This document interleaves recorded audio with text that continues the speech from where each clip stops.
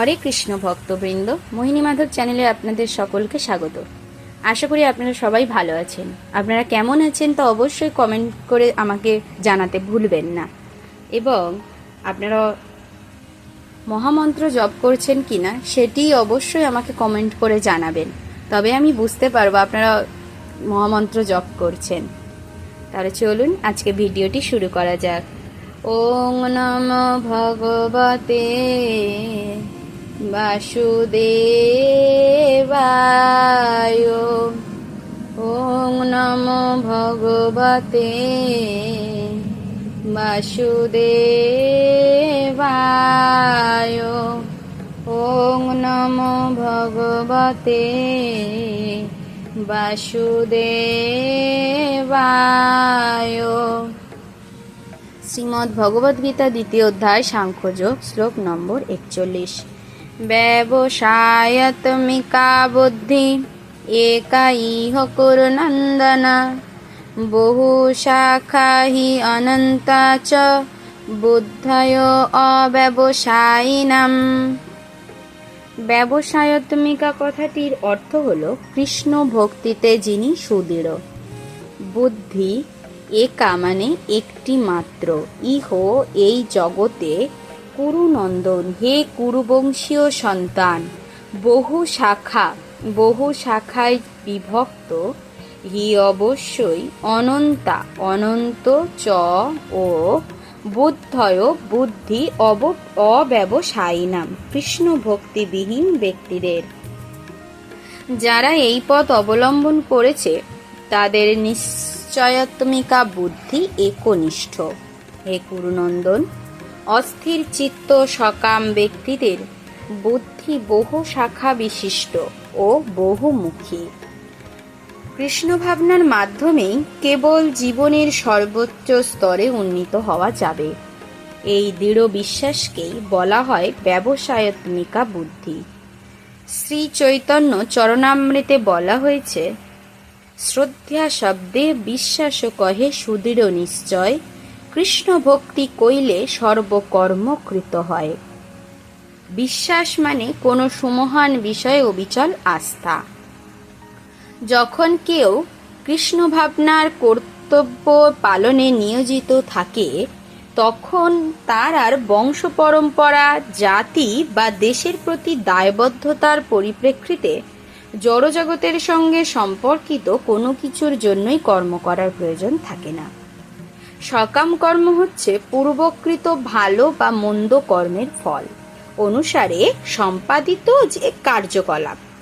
কৃষ্ণ ভাবনার উন্মেষ হলে আর ভালো ফলের জন্য আলাদাভাবে কর্ম করার প্রয়াসের প্রয়োজন পড়ে না। কৃষ্ণ ভাবনায় স্থিত হলে সমস্ত কার্যকলাপই ভালো ও মন্দের মতো দ্বন্দ্বের প্রভাব থেকে মুক্ত হওয়ার ফলে পরম স্তরে সাধিত হয়।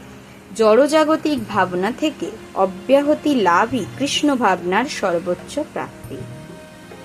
কৃষ্ণ ভাবনার বিকাশ হতে থাকলে স্বাভাবিকভাবেই এই স্তরে উপনীত হওয়া যায়। কৃষ্ণ ভাবনায় কোনো ব্যক্তির নিশ্চয়ত্মিকা কৃষ্ণ ভক্তির ভিত্তি হচ্ছে জ্ঞান। বাসুদেবঃ সর্বম ইতি স মহাত্মা সুদুর্লভঃ। একজন কৃষ্ণ ভাবনাময় ব্যক্তি দুর্লভ মহাত্মা, যিনি জানেন বাসুদেব বা শ্রীকৃষ্ণই সমস্ত কারণের মূল।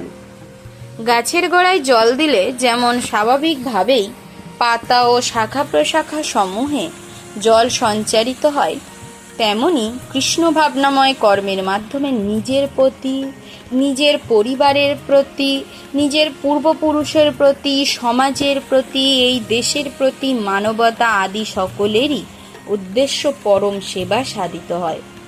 ভগবান শ্রীকৃষ্ণ যদি কারোর সেবায় তুষ্ট হন, তাহলে সকলেই সন্তুষ্ট হবেন। শ্রীকৃষ্ণের সুযোগ্য প্রতিনিধি সদ্গুরুর সুদক্ষ তত্ত্বাবধানেই কেবল ভক্তিযোগ পরম সুষ্ঠুভাবে সাধিত হয়। তিনি তার শিষ্যের মনোভাব বুঝতে পারেন এবং সেই অনুযায়ী তিনি তাকে ভগবানের সেবায় নিয়োজিত করেন। তাই কৃষ্ণ ভাবনায় উন্নতি সাধন করতে হলে দৃঢ়তার সঙ্গে অনুশীলন করতে হবে এবং ভগবানের প্রতিনিধি গুরুদেবের নির্দেশ শিরোধার্য করে এবং তার আদেশকে জীবনের একমাত্র কর্তব্য বলে মনে করে তা পালন করতে হবে।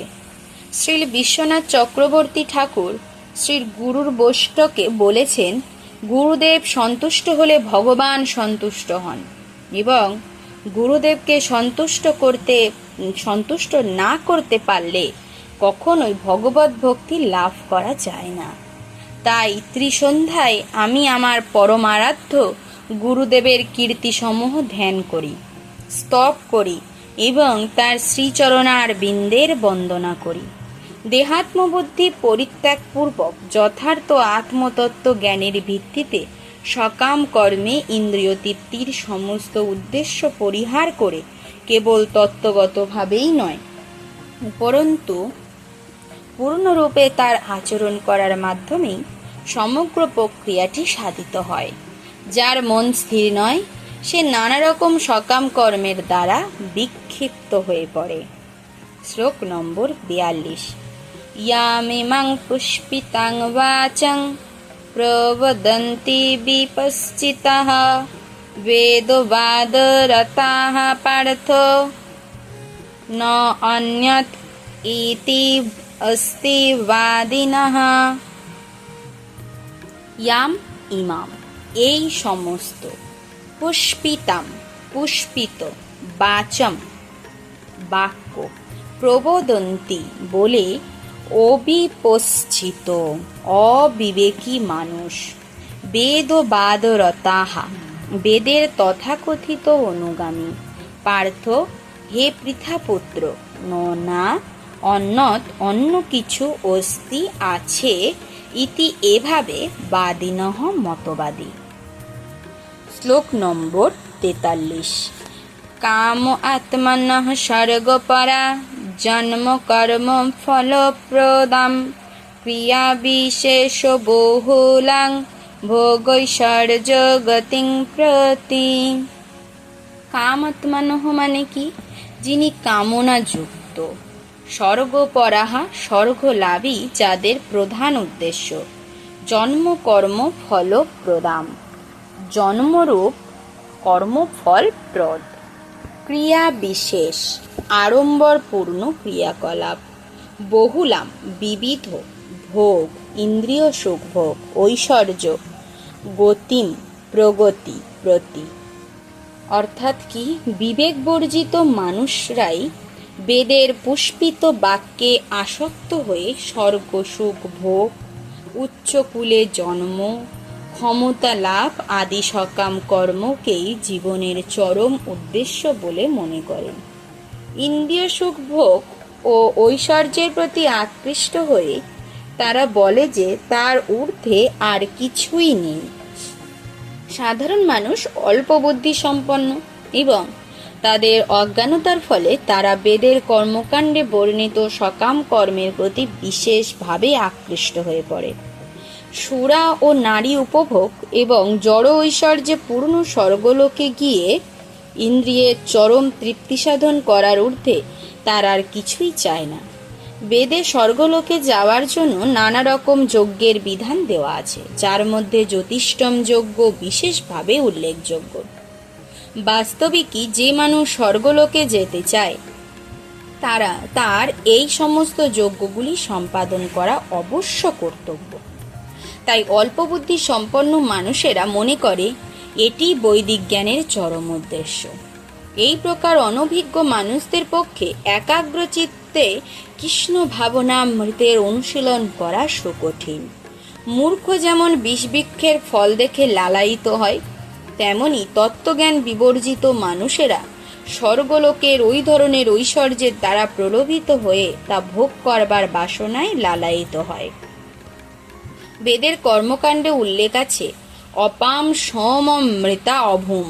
এছাড়াও আরও উল্লেখ আছে অক্ষয়ং হ বই চাতুর্মাস্য ইয়াজিনঃ সুকৃতং ভবতি। অর্থাৎ চাতুর্মাস্য ব্রত পালন করলে মানুষ স্বর্গলোকে গিয়ে সোমরস পান করে অমরত্ব লাভ করে এবং চিরকালের জন্য সুখী হতে পারে।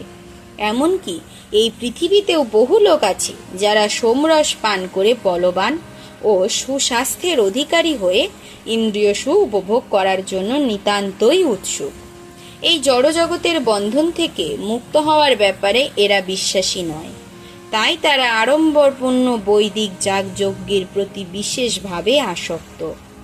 এই ধরনের মানুষেরা অত্যন্ত ইন্দ্রিয়পরায়ণ এবং তাই তারা জীবনে স্বর্গলোকের অতীত আর কোনো আনন্দকে স্বীকার করে না। কথিত আছে, স্বর্গের নন্দনকাননে অফুরন্ত সোমরস পান করে অপরূপা অপ্সরাদের সঙ্গ করে ইন্দ্রিয় সুখ উপভোগ করা যায়। এই প্রকার দৈহিক সুখ নিঃসন্দেহে ইন্দ্রিয় পরায়ণতা। তাই তারা এই প্রকার জাগতিক অস্থায়ী সুখের প্রতি আসক্ত হয়ে নিজেদের পার্থিব জগতের প্রভু বলে মনে করে। হরি বল।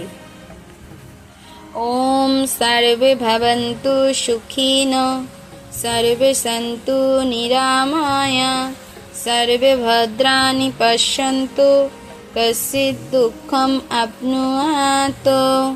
ওম শান্তি ওম শান্তি ওম শান্তি। হরে কৃষ্ণ কৃষ্ণ কৃষ্ণ হরে হরে, হরে রাম